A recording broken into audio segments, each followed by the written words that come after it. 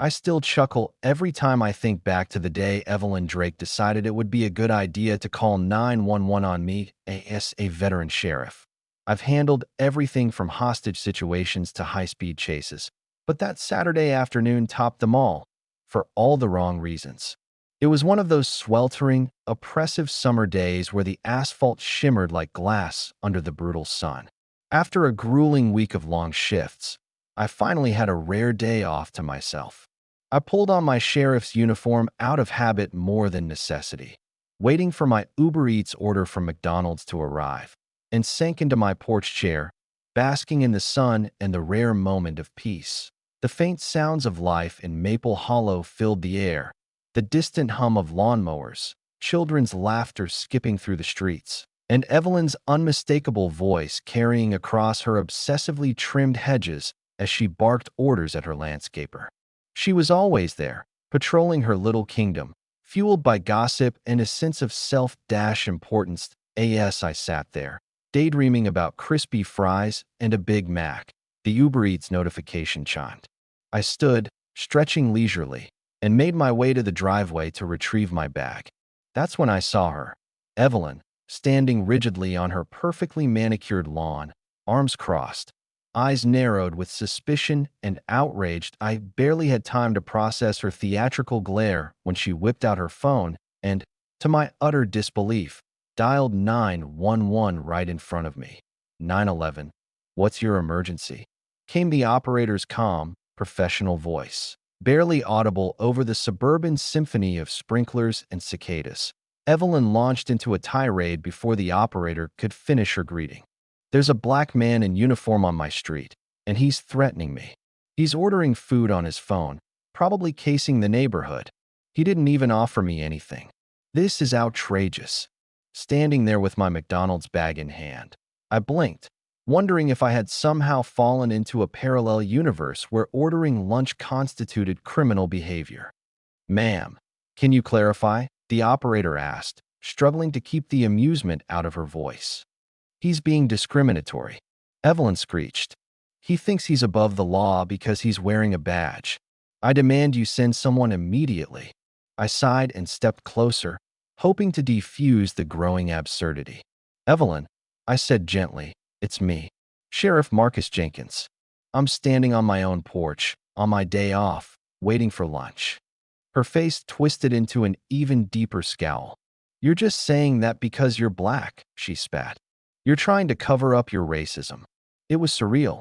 I'd spent 2 decades defending the community, her community, and now, in a bizarre twist of irony, I was being treated like a criminal for having the audacity to enjoy a meal. Evelyn, I said, my patience thinning. If you glance at the badge pinned to my shirt, you'll see my name. I'm not threatening you. I'm simply hungry. But she was too far gone. The police are on their way, she shouted, her voice slicing through the afternoon stillness like a knife. You'll see what happens. As if on cue, 2 police cruisers pulled into my driveway, their lights flashing in the bright sunlight.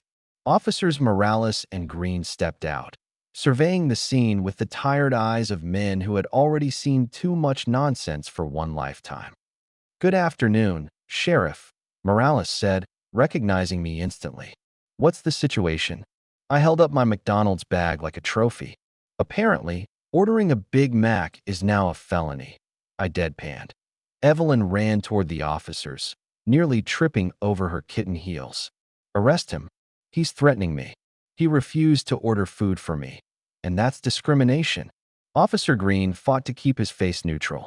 Ma'am, he said slowly, are you telling us that the sheriff here committed a crime by ordering lunch for himself? Yes, Evelyn shrieked. Morales exchanged a glance with Green, the kind of glance that said without words, we'll be telling this story at the bar tonight. Ma'am, Morales said, struggling to remain professional, that is not a crime. That's called living.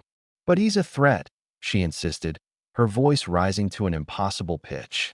Ma'am, making a false 911 call is, in fact, illegal, Green said pointedly. The color drained from Evelyn's face, but her pride wouldn't let her back down.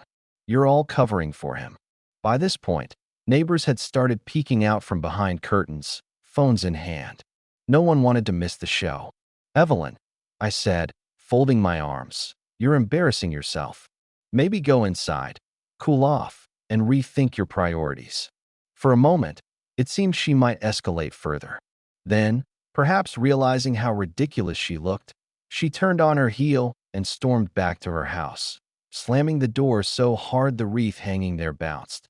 The officers shook their heads. "Anything else you need from us, Sheriff?" Morales asked, clearly amused.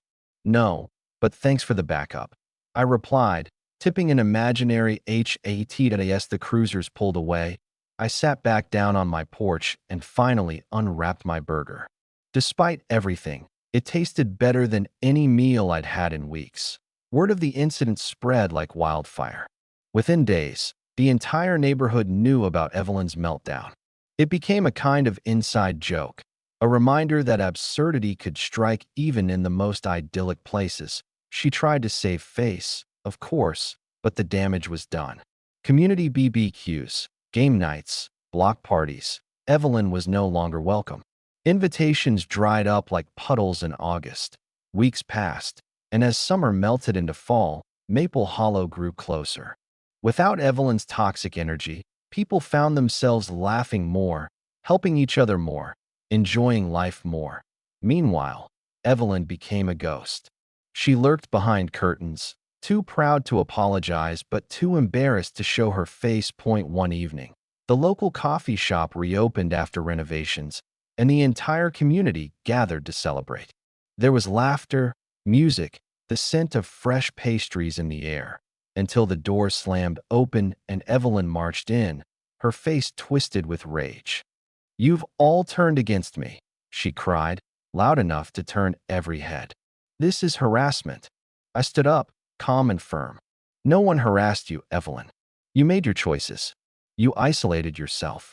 You'll all regret this," she screeched, but no one moved to support her. Finally, the cafe owner, a soft-spoken man named Jared, approached her gently but firmly. "Evelyn, I'm going to have to ask you to leave. You're disturbing the peace." Her mouth flapped open and closed like a dying fish, but she had no choice. She stormed out, the door rattling in her wake. After that day, Evelyn faded even further into obscurity. The final blow came a few months later when the Homeowners Association, which she had once dominated with iron fists, voted unanimously to implement a civility and inclusion policy. It was a thinly veiled referendum against her brand of tyranny. Evelyn moved out quietly 6 months after the incident. Rumor had it she blamed the neighborhood for her downfall, never once accepting that she had orchestrated her own undoing. And us? We thrived. Block parties grew bigger. Kids chalked colorful murals on sidewalks. Front porches became gathering spots once more. Without Evelyn's sour presence, Maple Hollow became what it was always meant to be, a true community. Sometimes, chaos has a way of purifying things, burning away the rot so that new life can take root. And every now and then, when the sun sets just right and laughter echoes down the streets, I remember that sweltering Saturday. I smile to myself and think, sometimes, all it takes is a Big Mac and a little patience to change everything.